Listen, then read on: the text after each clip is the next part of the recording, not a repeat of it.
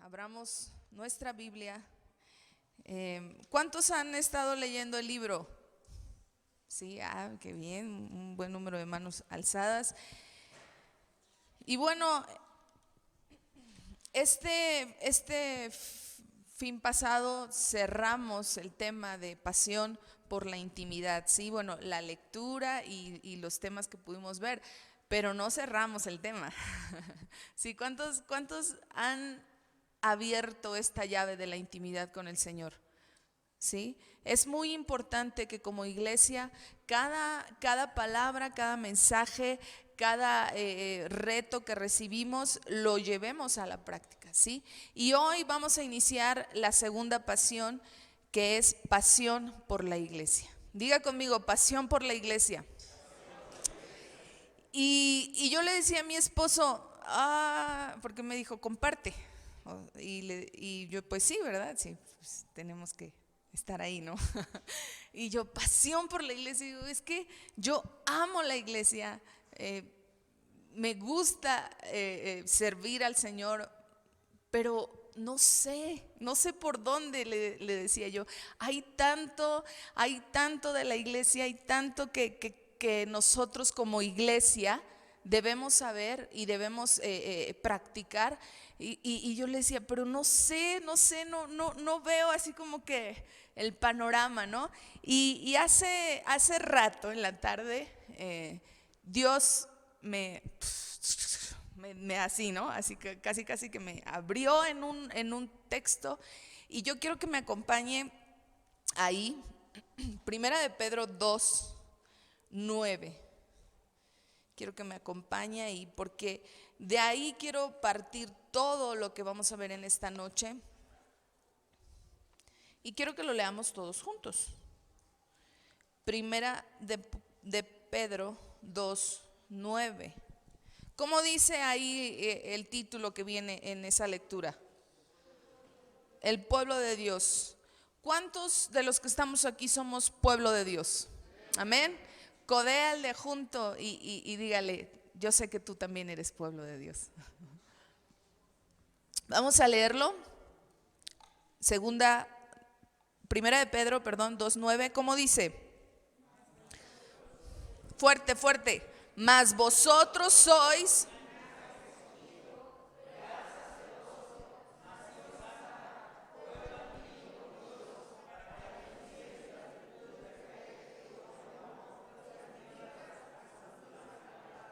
Ok, dice, nosotros somos linaje escogido, real sacerdocio, nación santa, pueblo adquirido por Dios. Y sabes, cuando tú y yo leemos esta escritura, hasta la sabemos de memoria y la tenemos bien grabada en nuestro corazón, nos quedamos siempre con la primer parte, ¿sí? Nosotros somos el real sacerdocio, nación santa, pueblo adquirido. Pero viene algo ahí muy importante, un para, ¿sí? Para algo, ¿sí? Tú y yo somos alguien en Dios, pero para hacer algo. Tú y yo somos alguien en Dios para hacer algo, para replicar lo que Dios ya hizo con nosotros, ¿sí?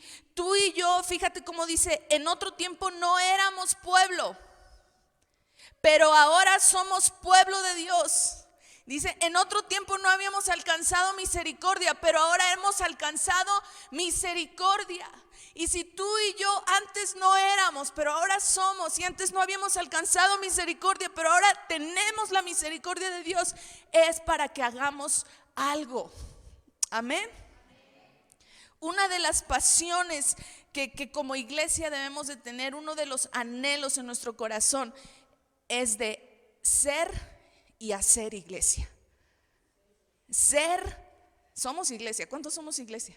Pero necesitamos hacer iglesia. Necesitamos hacer iglesia. Miren, hoy en día vemos una iglesia lastimada, dañada, señalada, acusada. ¿Por qué? Porque las redes sociales están así. ¿Sí o no? Si alguien dijo algo o hizo algo en redes sociales, ¡fum!, es una avalancha de información. Y nosotros siempre les hemos dicho, cuando ustedes vean algo, una crítica, algo así, no lo lean. Mejor bloqueen eso que vieron y ya. Y no lo repitan, no lo repitamos. Vemos una iglesia de que, mira, qué feo esto, hay esto y aquello y aquí y allá y señalando y acusando. ¿Y saben quién es el único que se ríe de todo esto? El diablo. Porque no estamos haciendo lo que Dios nos mandó a hacer. Porque no estamos cumpliendo el propósito por el cual somos llamados iglesia. Estamos sirviendo de títere para el enemigo. Estamos sirviendo de títere para la gente.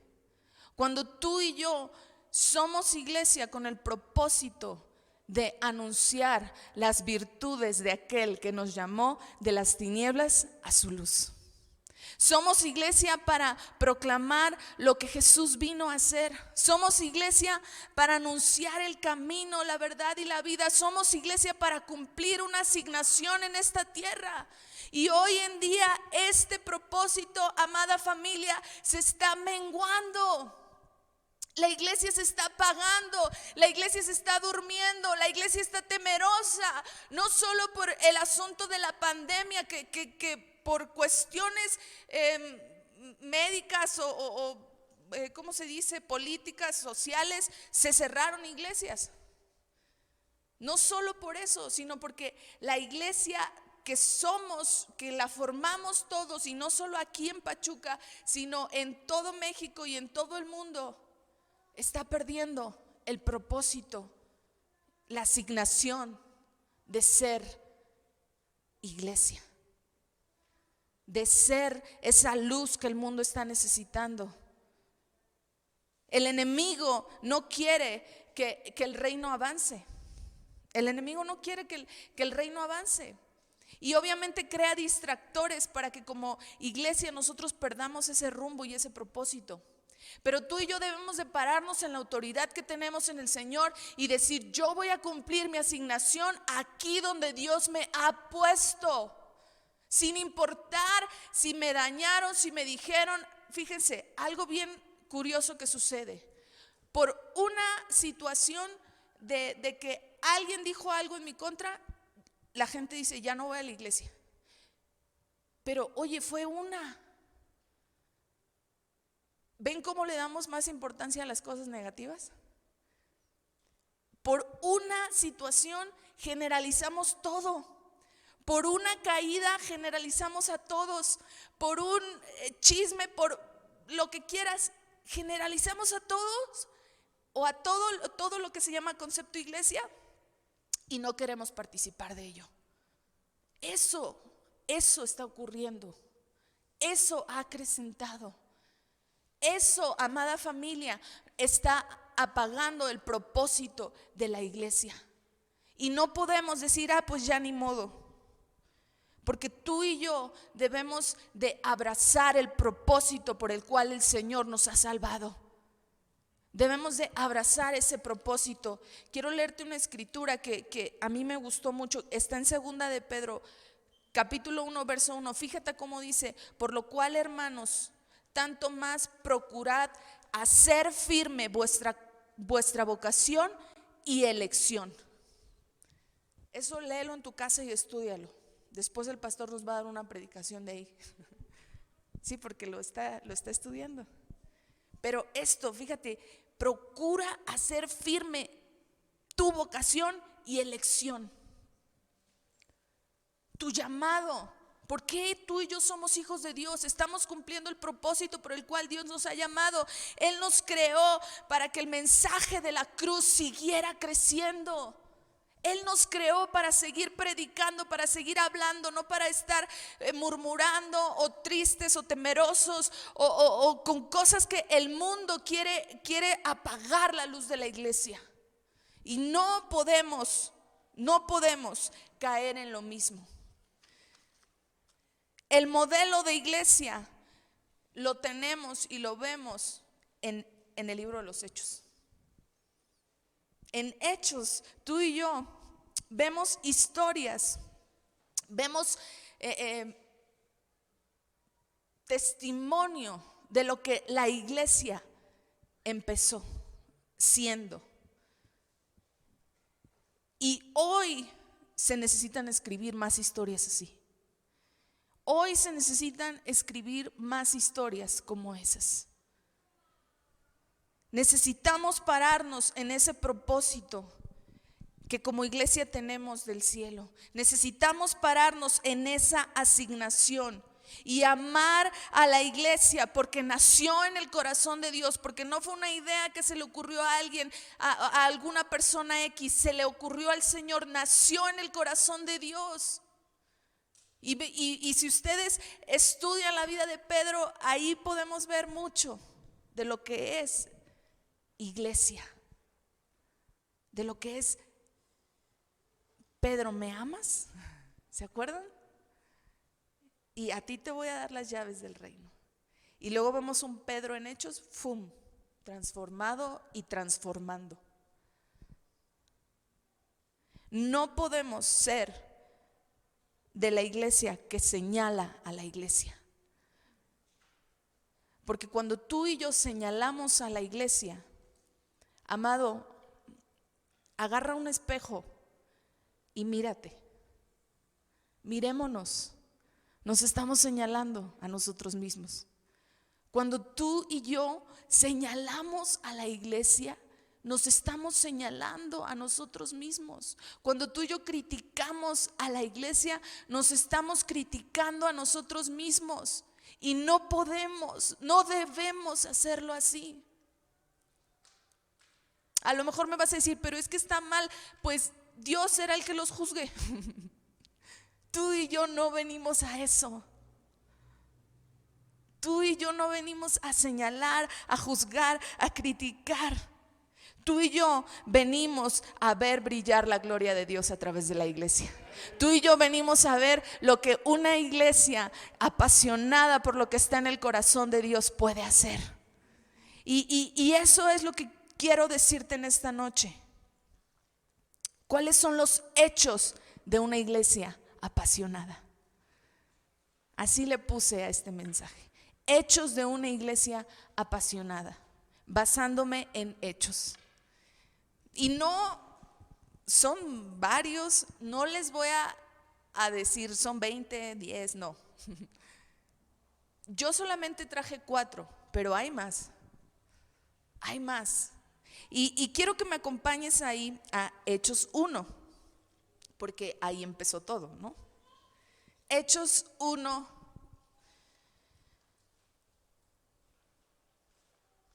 Hechos 1.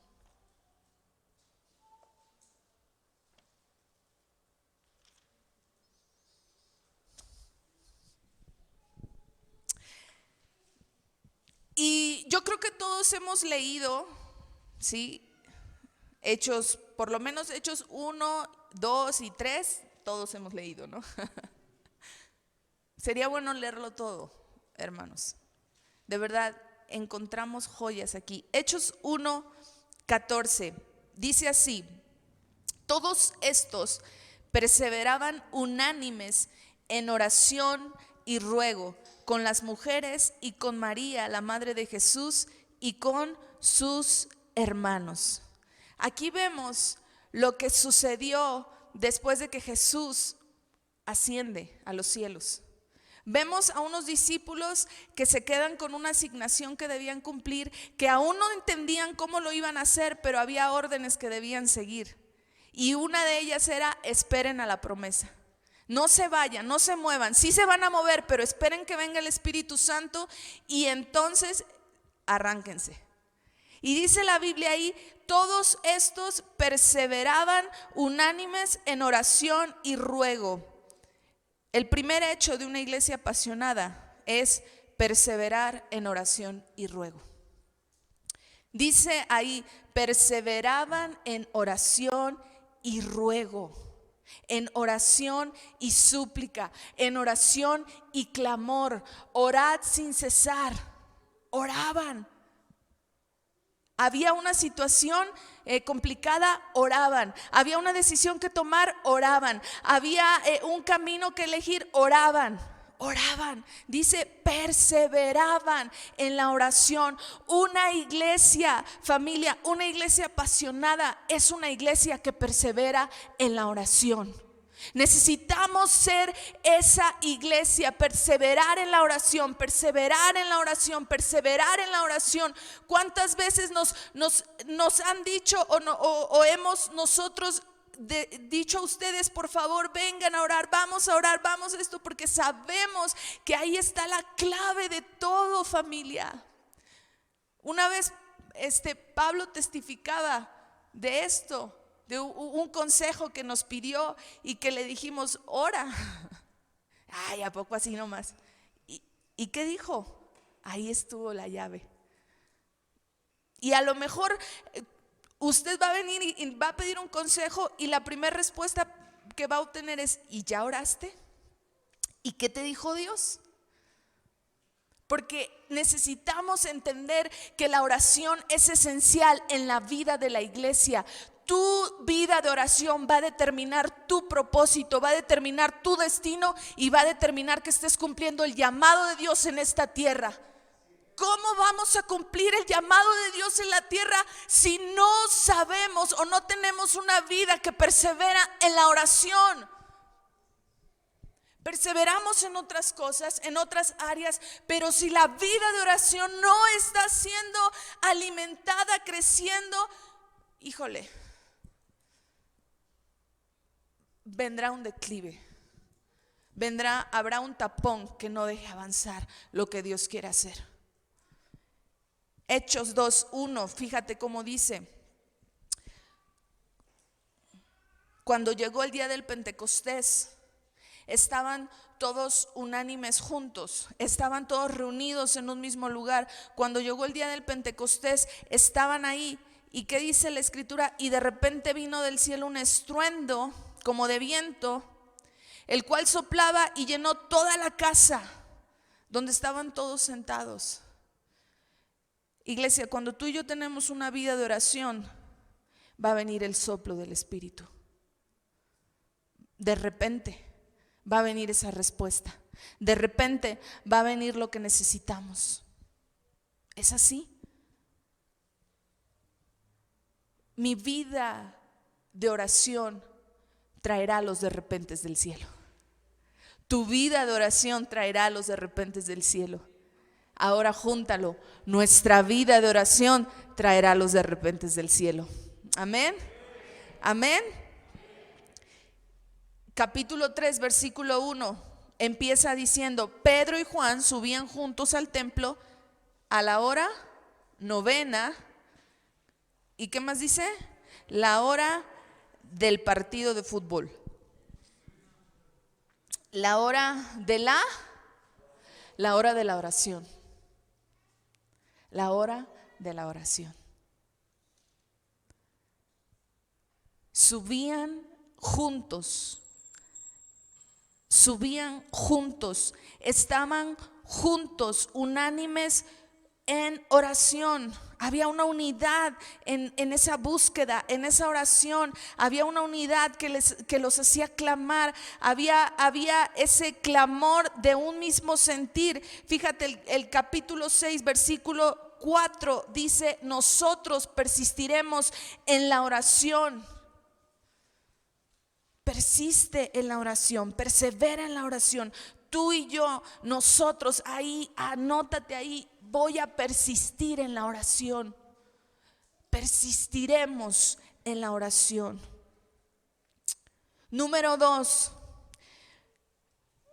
otro hecho de una iglesia apasionada. Número 2, ahí mismo, en el versículo 14, Hechos 1:14. Dice, perseveraban unánimes. Esa es la palabra. Estaban unánimes. Ahora, déjame decirte algo. Podemos estar juntos, pero no unánimes. Aquí estamos juntos, todos reunidos, gracias a Dios, ¿verdad? Que ya podemos reunirnos. Pero podemos no estar unánimes. Pero por lo que sucedió en el tiempo de adoración, yo creo que hay más unanimidad de la que uno se podría esperar o decir, ¿estaremos unánimes o no? En el tiempo de adoración tú te puedes dar cuenta de eso. En los tiempos de adoración, ¿qué tiempo tuvimos? ¿Sí o no? ¿Y qué tiempos hemos tenido en los tiempos de adoración, de búsqueda? ¿Por qué? Porque hay un espíritu de estar unánimes, de estar unidos. Esta palabra quiere decir que tienen un mismo parecer, voluntad o sentir. Es estar en común acuerdo. Eso quiere decir unánime. En Hechos 2:1 vuelve a decir, estaban todos unánimes. En Hechos 4:24 vuelve a decir la escritura, alzaron unánimes la voz a Dios. Y 5:12 dice, por la mano de los apóstoles se hacían muchas señales y prodigios en el pueblo y estaban todos unánimes en la entrada o en el pórtico de Salomón. Unánimes. Que busquemos, iglesia, ser una iglesia que está con este espíritu de unidad, de común acuerdo. Fíjate, esta palabra se usa 11 veces en la escritura y 10 de ellas están en Hechos. 10 de ellas en Hechos. En la vida de la iglesia debe haber unanimidad. Y yo encontré la definición en Hechos 4:32 de estar unánimes. Ve conmigo y sí, subráyalo, enciérralo, márcalo, haz una plana. Hechos 4:32, ahí está la respuesta de qué es estar unánime. ¿Ya lo tienen? Dice ahí, y la multitud de los que habían creído era de un corazón y de un alma. Y la multitud de los que habían creído era de un corazón y un alma. Fíjate otra versión como dice, todos los seguidores de Jesús tenían una misma manera de pensar y de sentir. Todos los creyentes pensaban de la misma manera y estaban todos de acuerdo. Todos los creyentes estaban unidos de corazón y en espíritu. Fíjate el grupo de los creyentes estaba totalmente compenetrado en un mismo sentir y pensar. Había una unanimidad. Había un mismo sentir, cuando alguien se dolía, los otros se dolían, cuando alguien se alegraba, los otros se alegraban, cuando alguien tenía necesidad, veían por esa necesidad. Si usted sigue leyendo, dice ahí, y ninguno consideraba de su exclusiva propiedad los bienes que poseía, sino que todos los disfrutaban en común. Todos disfrutaban, no tienes, ven, aquí yo tengo, te doy esto. O sea, era un espíritu de cuidado, de protección, que esto solo lo lograba el Señor, que esto solo lo logra el Espíritu Santo en nosotros, ¿sí o no? Y necesitamos, iglesia, entender que tú y yo debemos de estar unánimes, no solo juntos, sino unánimes. ¿Y sabes cómo se logra esta vida de estar unánimes? En la oración. En el número 1, en el punto número 1. Perseverando en oración y ruego. Porque lo que Dios a mí me va a hablar en la oración, se lo va a hablar a Él, se lo va a hablar a ella, te lo va a hablar a ti. Y ahí vamos a decir, Dios me dijo. Y entonces vamos a estar en un mismo sentir. No es así de que, ándale, piensa como yo. No. Es, Él dijo, me lo dijo, se lo dijo, te lo dijo, y todos estamos en el mismo canal. Amén. Número 3. Hechos 1:17. Número 3, Hechos 1:17. Bueno, lo leo desde el 16. Dice: varones hermanos, era necesario que se cumpliese la escritura en que el Espíritu Santo habló antes por la boca de David acerca de Judas, que fue guía de los que prendieron a Jesús y era contado con nosotros y tenía parte en este ministerio. ¿Sí? Y ya en el versículo 24 dice, 25, para que tome la parte de este ministerio y su apostolado. Estaban buscando un lugar para el ministerio que había sido de Judas. ¿Sí? Y la número 3 es esta: cumple en el ministerio. Una iglesia apasionada, una iglesia que ama a la iglesia, cumple en el ministerio. Y hay muchos ministerios, hay muchas funciones, pero tú y yo sabemos que la iglesia estamos para edificarnos unos a los otros.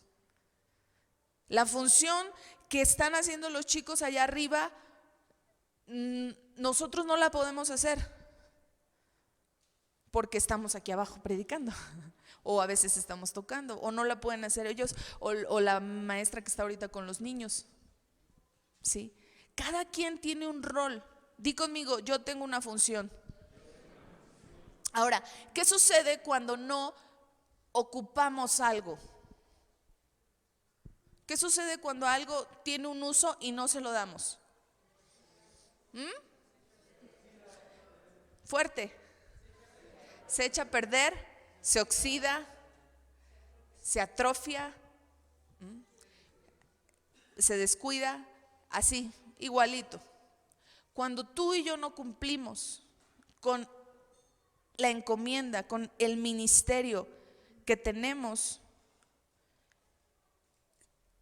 se oxida, se echa a perder. Ellos sabían que tenían un llamado que cumplir. Los discípulos de Jesús sabían. Ellos sabían que había una asignación. Ellos sabían que tenían un propósito.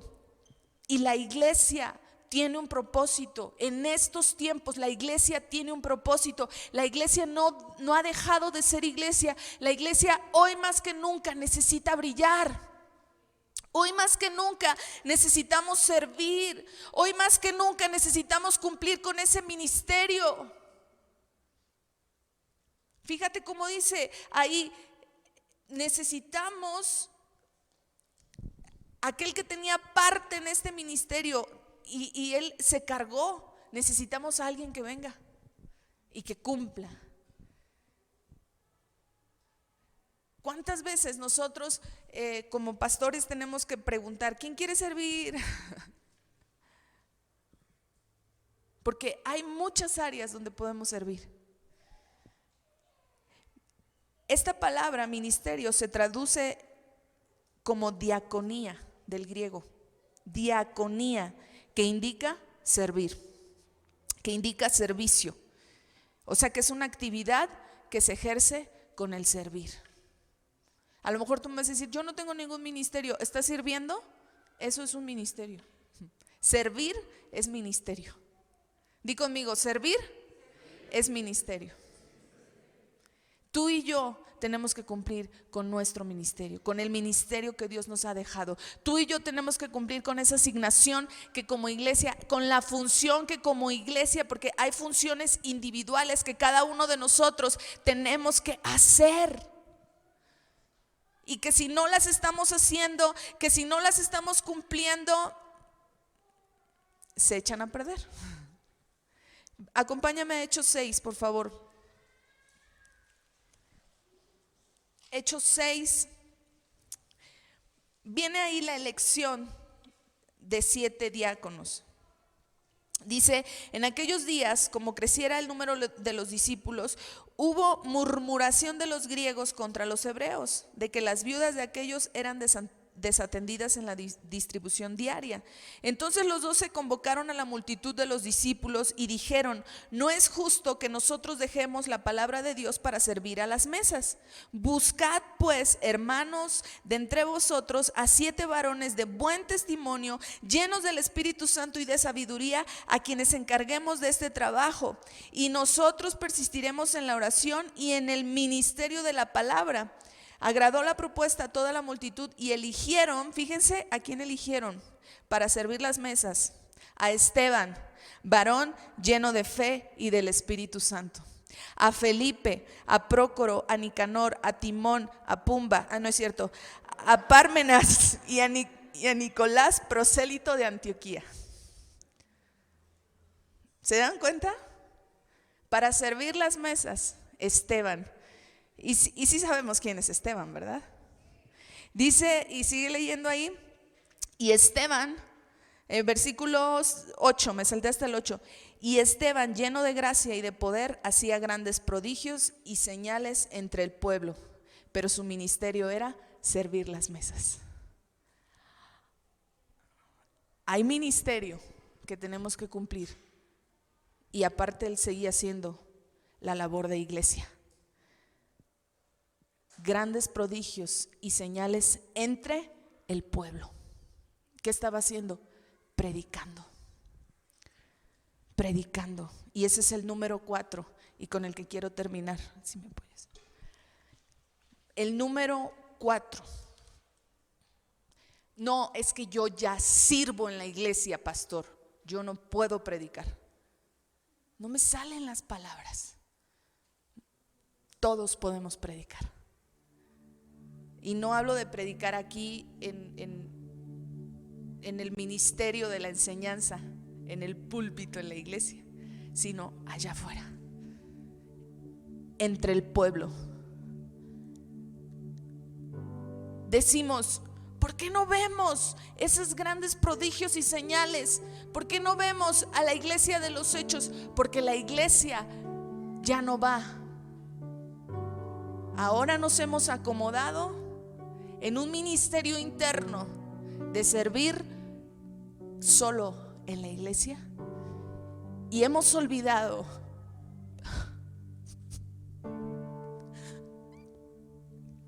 la gran comisión.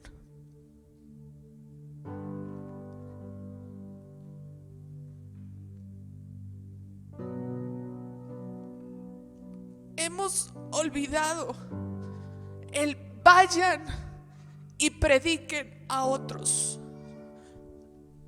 Mi esposo mencionaba algo hace unos días, que uno de sus programas favoritos en pandemia era Entre Tiempo y Amigos, así se llama, de Amistad de Puebla, donde los pastores principales cuentan todo lo que hicieron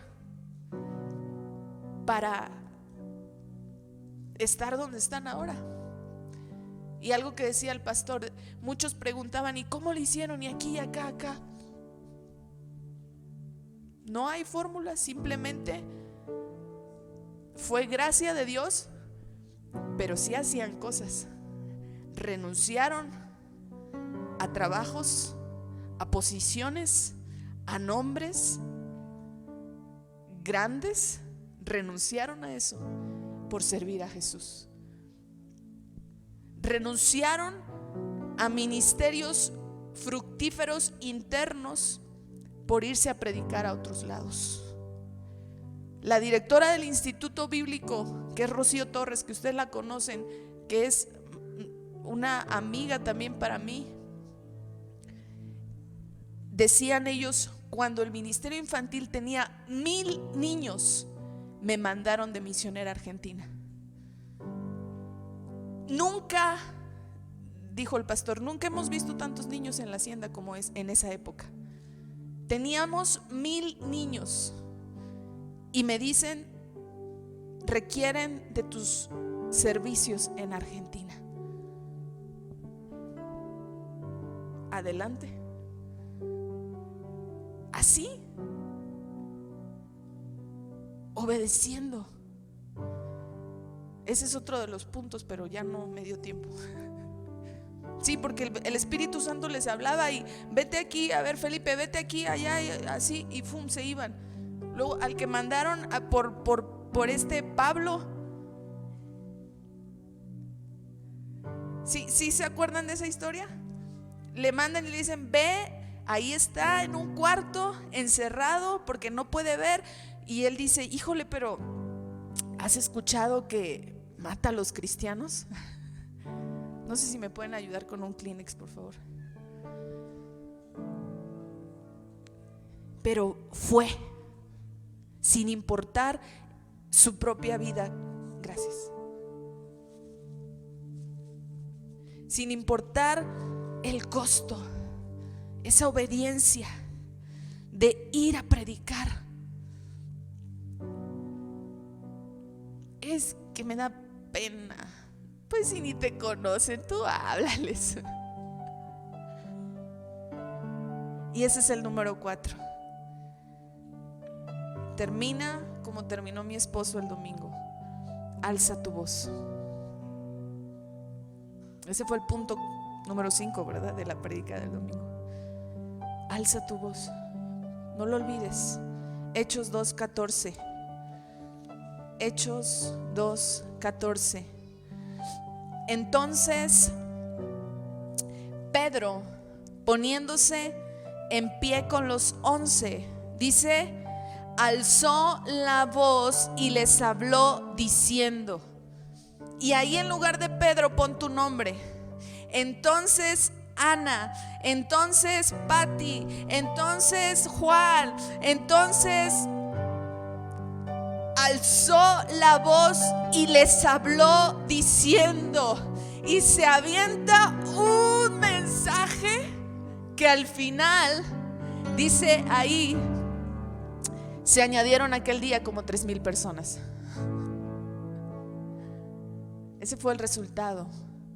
Ese es el resultado cuando tú y yo alzamos la voz. Iglesia, la gente necesita oír nuestro testimonio. La gente necesita oír tu testimonio. La gente necesita oír de dónde te sacó el Señor, de las drogas, del alcohol, de cualquier de una depresión, de estarte a punto de suicidar. No sé de dónde te sacó el Señor. La gente necesita escuchar que hay un Dios que es vivo, es real, que salva, sana, bautiza y viene por su iglesia. La gente necesita escuchar que hay una iglesia que ha vivido cosas que ojo ni siquiera se ha imaginado. La gente necesita oír tu testimonio de vida. La gente necesita oír lo que Dios ha hecho contigo. ¿A cuántos les hemos predicado hasta este día? Aquí, hoy en día esto nos puede ayudar a predicar. Hoy en día con esto podemos predicar. Necesitamos decirle al mundo que hay misericordia para ellos también. Necesitamos decirle a la gente que hay libertad, que hay sanidad. Es tiempo de testificar, es tiempo de exhortar, es tiempo de animar. Esta semana en el tiempo con Dios, yo le decía a mi esposo, el tiempo con Dios me pega unos librazos. Juan el Bautista no se detuvo de decirle a Herodes que estaba viviendo en pecado, y eso lo llevó a la cárcel, y eso lo llevó a perder su vida. Sí lo vimos, ¿no? En esta semana. Radical, exhortar, decir, mira, eso no está bien, a Dios no le agrada, es pecado y punto. Si tú no cambias te vas a ir al infierno. Ay, ¿a poco hay infierno? Sí, hay infierno.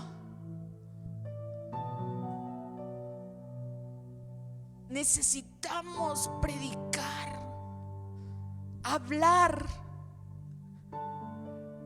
hasta por los codos, que Jesús quiere salvar. Que Jesús quiere salvar. Fíjate cómo dice en el versículo 37. Al oír esto, se compungieron de corazón y dijeron a Pedro y a los otros apóstoles: varones hermanos, ¿qué haremos? ¿Qué haremos? ¿Qué nos toca hacer a nosotros? Iglesia, hoy es el tiempo para que la gente nos pregunte a nosotros: ¿qué haremos? ¿Qué hacemos? ¿Cómo le hacemos? Yo quiero lo que tú dices que está en ese libro. Yo quiero lo que tú has experimentado. Yo quiero lo que tú has vivido. ¿Qué haremos? Esa pregunta la gente la tiene que hacer a nosotros. ¿Qué hago? Dime qué hago. Dime cómo le hago. Ahora yo te voy a decir algo. Si tú le has dicho a alguien que no es del pueblo de Dios: oye, ¿cómo le hago? Pim, pim, pim, pim. Algo no anda bien. Es de allá para acá. ¿Qué hago? Es tiempo de hablar con denuedo esta palabra. Y dice versículo 40: y con otras muchas palabras testificaban y les exhortaban diciendo: sed salvos de esta perversa generación. Así que los que recibieron su palabra fueron bautizados, y se añadieron aquel día como 3,000 personas.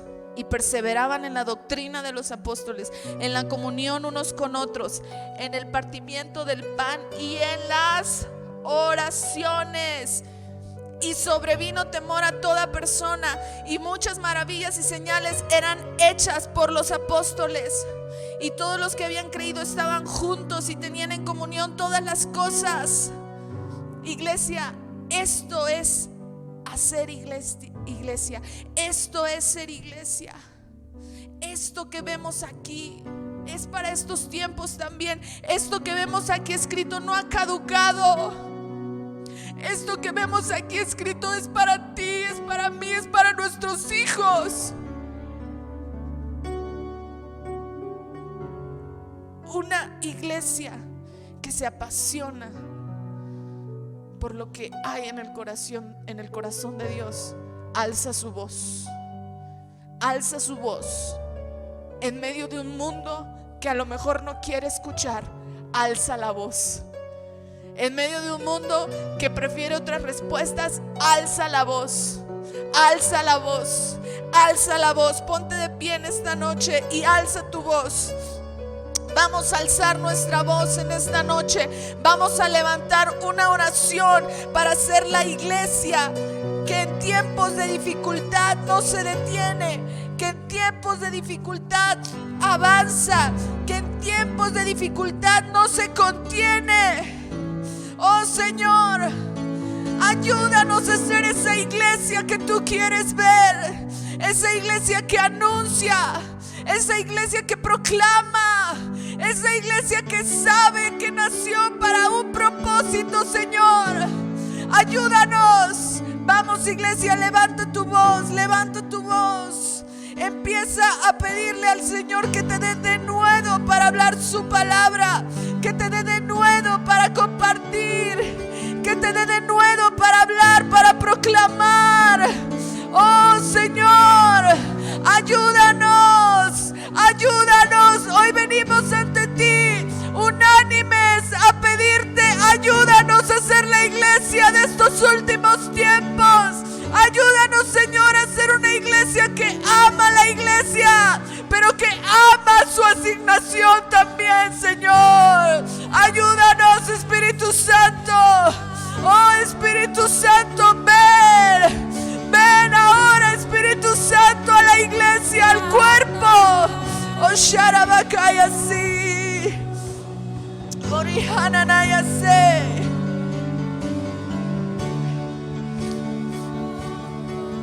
Orihanabaya sereresaya.